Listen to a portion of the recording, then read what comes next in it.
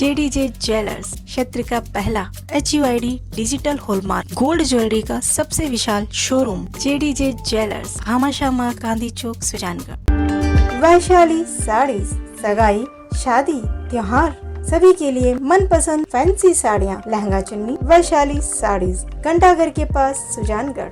जीत जो आपकी एक बड़ी जीत मानी जा रही थी, जब पहले चुनाव के जो मैदान में जो पाड़े मंडे थे तो एक मनोज मेघवाल की बड़ी जीत मानी जा रही थी, लेकिन संघर्षपूर्ण जिस तरह से जीत रही, तो क्या कारण मानते हैं सर? कारण तो कहीं न कहीं थोड़ी सी कहीं कमजोरी रही है कि भी जब कोई चीज़ आसान दिखने लग जाती है, थोड़ी मेहनत में शायद कहीं कमी रह जाती है, वो बहुत बड़ा कारण रहा है। दूसरे कुछ समीकरण ऐसे बने कि वोटिंग आते थे तो समीकरणों के चेंज की वजह से मार्जिन था वो कम हुआ।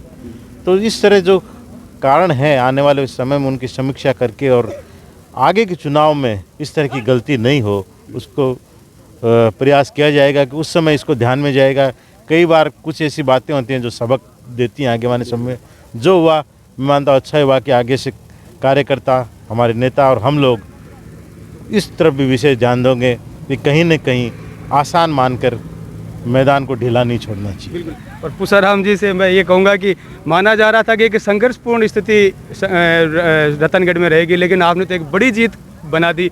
तो इसके लिए क्या खास कारण रहा? कौन सा खास वो ऐसा मुद्दा या ऐसी कोई बात रही जो आपको इतनी बढ़िया लीड रतनगढ़ में आपको मिली? ऐसा है कि मेरा शुरू में जनता के बीच रहकर लगातार दुख सुख में शामिल होकर संघर्ष करना, विपक्ष में रहे, सड़कों में आंदोलन किए,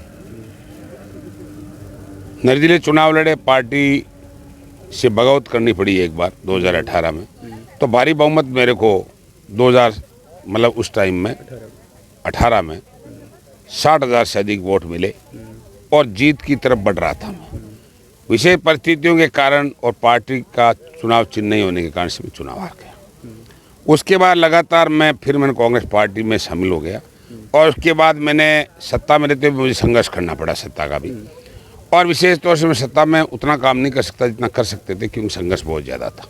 लेकिन फिर भी मैंने उस संघर्ष का पार पाया और जनता को एहसास कराया कि इस कड़े संघर्ष में भी व्यक्ति सफलता दिलाने के लिए हर व्यक्ति को साथ लेकर के चल सकता है।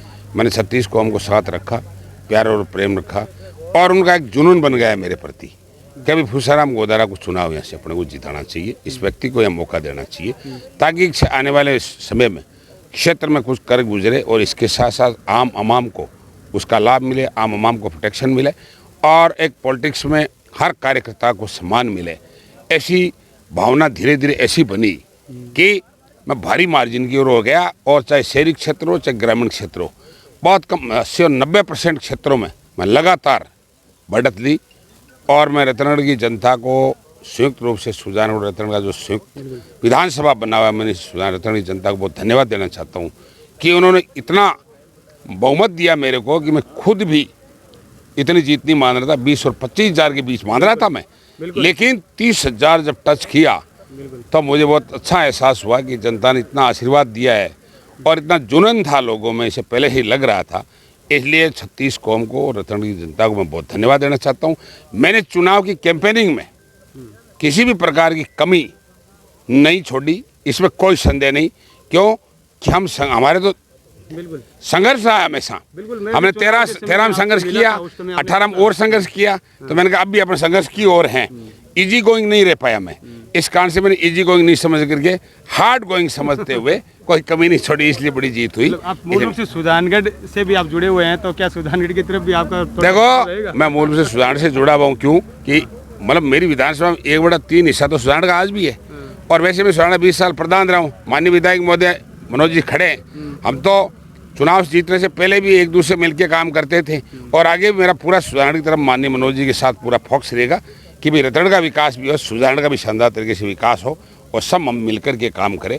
ये हमारी पॉलिसी और नीति रहेगी और आने वाले वक्त में आम जन को साथ लेकर के हम काम करें। लेकिन सरकार सर भारतीय जनता पार्टी की बन रही है और मुख्यमंत्री की घोषणा भी हो चुकी है, तो कुछ मुश्किलें रहेंगी?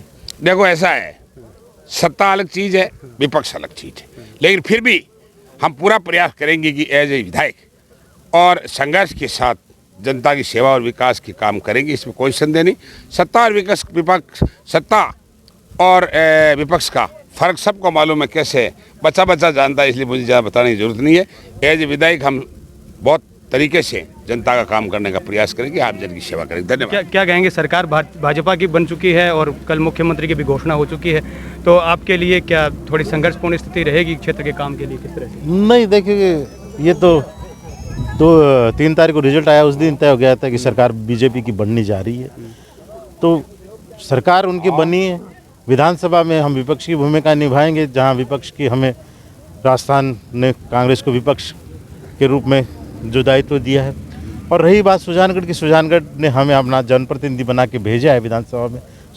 यहाँ की आवाज़ चाहे विधानसभा में हो वहाँ तक रखेंगे, चाहे सरकार तक पहुँचानी वहाँ तक।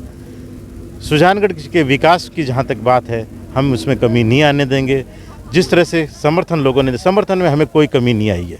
2018 में जब 40,000 वोटों की जीत हुई थी, उस समय जो वोट मिले थे उससे ज़्यादा इस 2023 में चुनाव मिले। 2021 में 36,000 वोटों की जीत हुई थी, उससे ज़्यादा वोट इस चुनाव में मिले। इसलिए लोगों ने कोई कमी अपनी तरफ से छोड़ी नहीं है, तो हम भी हमारी तरफ से कोई कमी छोड़ेंगे नहीं। जो लोगों ने विश्वास हम पे प्रकट किया है, उस विश्वास पे हम खरा उतरने की पूरी कोशिश करेंगे। जो हमसे अपेक्षाएं रखी हैं, उम्मीदें जगाई है, उनको हम टूटने नहीं देंगे, उसको पूरा करने का प्रयास करेंगे। बिल्कुल, धन्यवाद। वैशाली साड़ीज, सगाई, शादी, त्योहार सभी के लिए मनपसंद फैंसी साड़ियाँ, लहंगा चुन्नी। वैशाली साड़ीज, घंटाघर के पास, सुजानगढ़।